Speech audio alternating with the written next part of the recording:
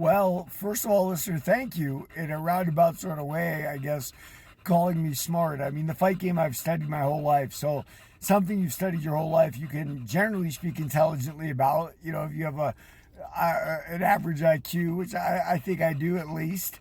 As far as the fake news goes, man, I was in Chattanooga, Tennessee last year, my first time. Beautiful little city and all that southern charm they talk about. And I switched on TikTok. I'm sure I was making a video for you guys or whatever. And it said World War III is coming. China and Russia are launching an armada straight out of Alaska.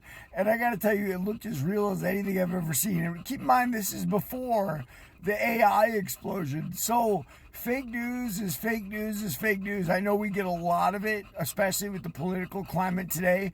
The president's kind of based his whole career on it, even though he throws aspersions in the other direction with that. And it's a brilliant move. I watched a video on TikTok today about Machiavelli, and he said, look, first of all, cut off their allies, right? Leave them alone. Number two, control the narrative, create the story, right?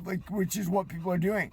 If they are doing this with Raja Jackson right now, kudos to them, because after you said that to me, I tried to find it online and look for the link to that it was all just a story, and I couldn't find it.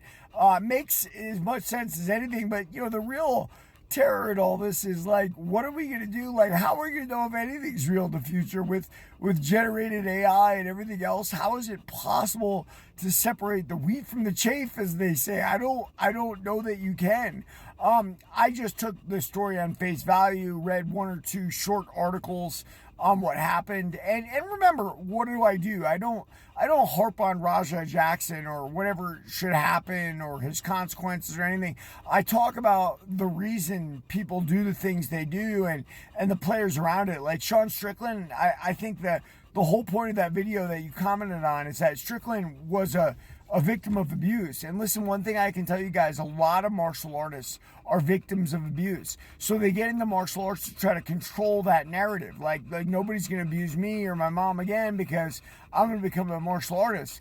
But inadvertently what happens in that is they get so used to the abuse, it's like love being shown to them, because it's generally people very close to them, generally family members, that launch that abuse.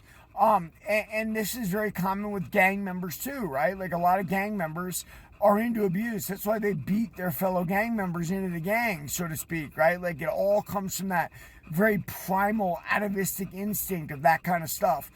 So if it's fake news, it'll reveal itself eventually, listener, no doubt about it. If it's not, either way, whatever. I think I made my point. Everybody like and subscribe for more on the Fight Game.